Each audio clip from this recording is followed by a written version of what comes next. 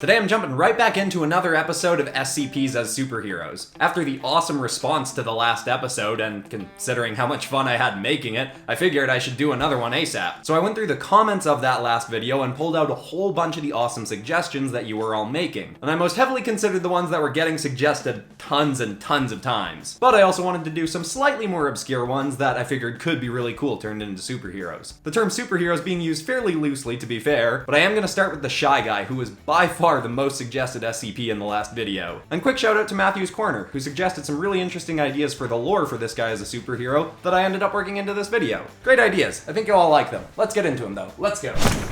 Hit like if you want. Subscribe if you feel like. But either way, enjoy the show.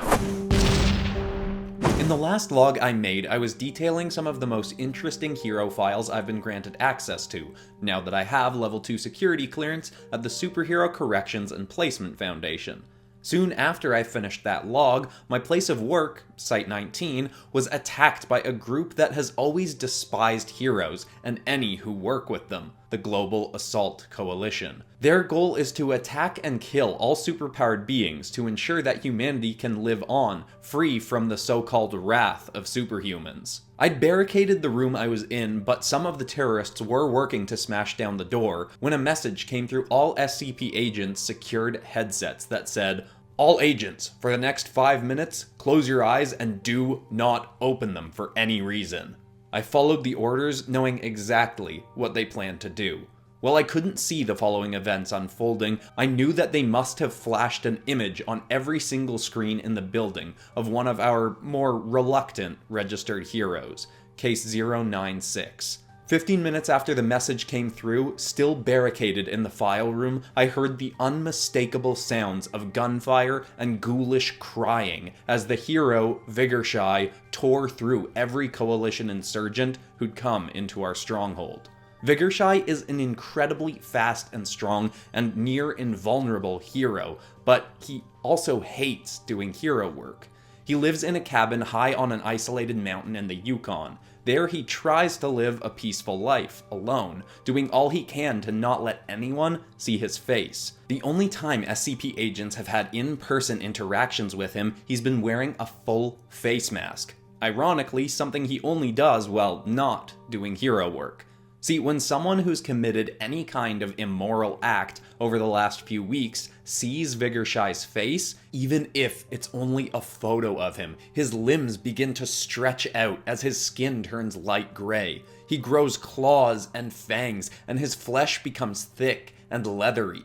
In this new state, he becomes completely possessed with the need to kill the allegedly immoral person who's seen him before he can go back to living his life as normal. He somehow becomes aware of their exact location, finds them, and ends them. He's all the more dangerous for the fact that it's difficult to gauge what his subconscious will consider an immoral act. In most cases, when even an SCP agent has seen an image of his face, they've not lived long enough to confess whatever immoral act may have led them to receiving Vigorshy's wrath. What makes 096's case all the more unfortunate is he doesn't want to hurt anyone. He doesn't want to be a hero or a villain or anything really. He simply wants to be left alone, which is why we've destroyed almost all images of him in existence. Except for the one image that we keep on file for dire cases like the one today, when we need to call on him to help protect the Foundation. While we try to encourage heroes to capture instead of killing their foes, we sometimes have to make an exception, especially when it comes to the forces of the Assault Coalition. This may be a cold act for us to commit, essentially forcing 096 to kill, but it ensures our work can continue unhindered, and that's something this world surely needs.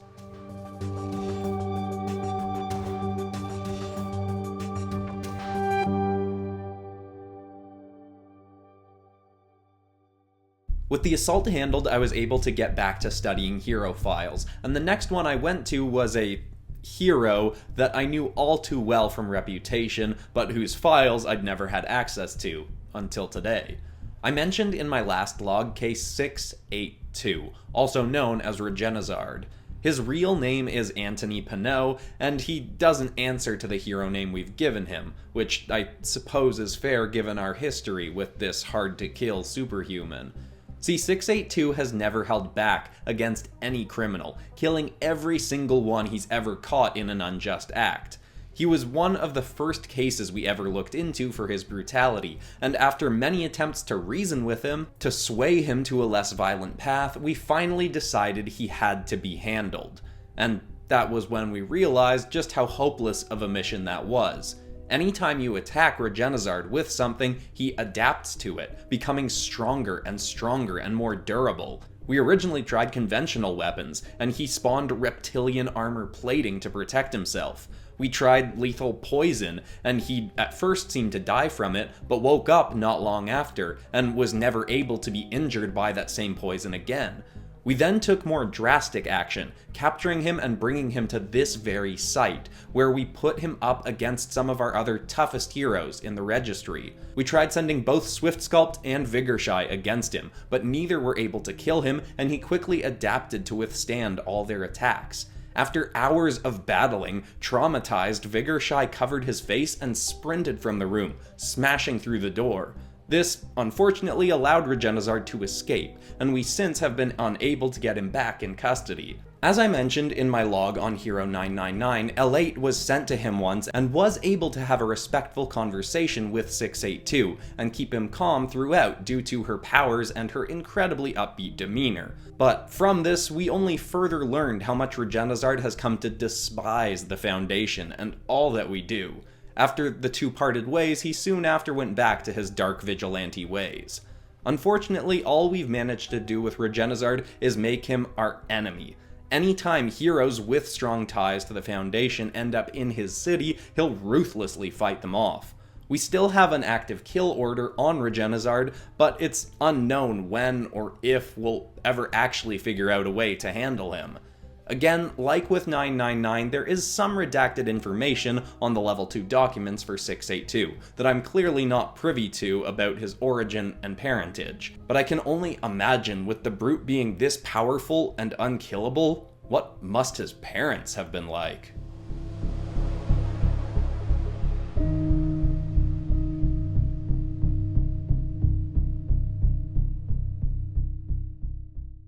Next is a hero who has actually been provided housing in a Foundation site. She accepted this willingly because her biology can be damaging to natural surroundings, which goes in direct conflict of her goals. We first encountered Hero Case 811, aka Swampan, in a swamp, the location of which has been redacted. She was fighting against a group of bioterrorists who'd been hired by a major corporation to start a series of forest fires near Swampan's home. The company had hoped that with the land burned, it would be easier for them to purchase to build a factory on. Swampan attacked the terrorists, apprehending most of them, but inadvertently killing 2. She has largely been open to Foundation coaching to not kill her foes, and since this incident, has not killed any villains she's come into contact with. Swampan's main goal is to protect the environment, which is hard for her because along with having a mutated amphibious body, she has the ability to excrete a dangerous mucus. It can burn her victims as well as stick them to any surface they interact with, making her particularly adept at capturing foes. Unfortunately, she sometimes excretes this mucus unintentionally, often in her sleep, and it quickly kills any normal plant life that it comes into contact with. This leads to why she is in specialized Foundation housing. Because of her biology, she prefers to live and sleep in a swamp-like setting, but living out in the wild can prove toxic to the very home that she longs to protect. Foundation researchers were able to use samples of her mucus to create hybrid plants that can survive and thrive in extended contact with Swampan. We've built her a terrarium with these plants and she stays there, usually only leaving for missions we give her relating to bioterrorism. While she isn't particularly social and does prefer to be left alone, our few interviews with her have provided us the information that she used to be human, but was turned into an amphibious state by a man who we believe was her father, but have yet to confirm this fact. Her words also led us to believe that she killed the man, and that she longs to once more be a normal human again. But again, this is simply our interpretation of what she said, as she quickly changes the subject anytime it's broached with her. She may want to return to her former self, but I for one am glad that, at least for now, we have a hero like her on our side, willing to fight to keep the green of our world safe.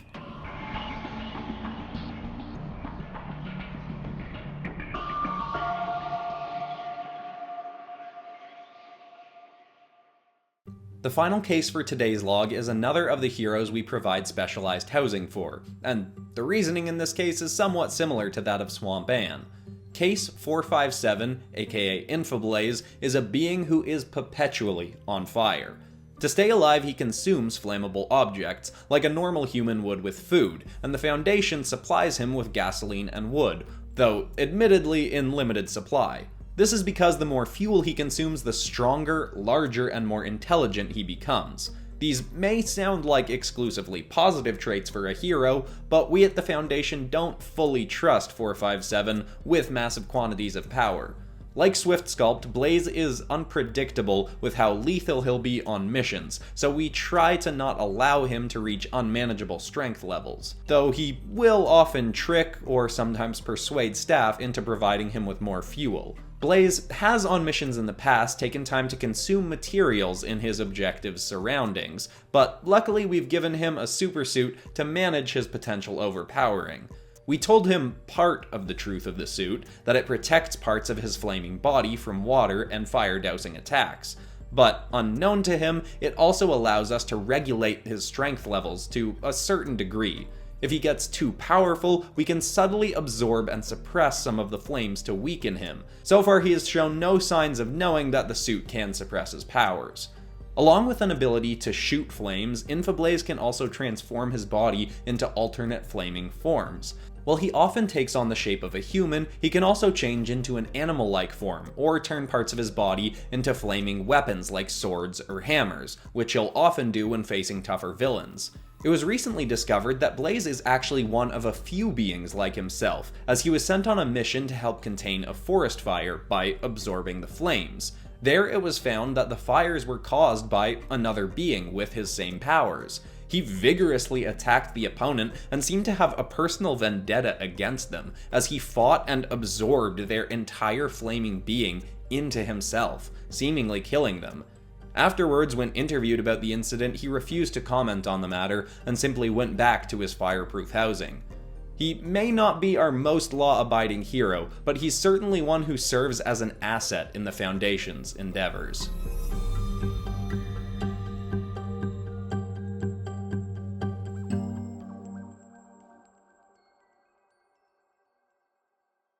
I'm really loving this series. I definitely want to do more. I don't know if I'll jump into another one as quickly as I jumped into this one, and I mean there's plenty of other stuff I want to do with SCPs on the channel, but you can bet there's going to be an episode 3 to this eventually. And by the way, a lot of my SCP superhero inks are going to be available in an ink bundle that I just put out. It's the PopCross Bundle of Inks Volume 2. It's got a whole bunch of my best inks from the last few months on the channel. It's got superheroes, transformers, kaijus, dragons. There's 80 different inks in the bundle for $8 that you can download to color digitally or print them off and color them traditionally. That'll be linked in the little bar beneath this video, and I'll put a link in the pinned comment just to make sure you can find it. Oh, also I made some posters of my SCP superheroes from this episode and the previous one. I'll link those down there as well. But anyway, if you're new to the channel, make sure to check out the previous SCP superheroes episode, or maybe something else like my Greek demigods if they're in the post-apocalypse, or anime heroes as dragons. But besides that, that's all for today. I'm Christian Pearson. This has been PopCross Studios, home of the nerdiest art videos on YouTube. Thank you so much for watching, everybody, and I'll see you all in the next episode on Friday, which is the Community Redraw. See you then.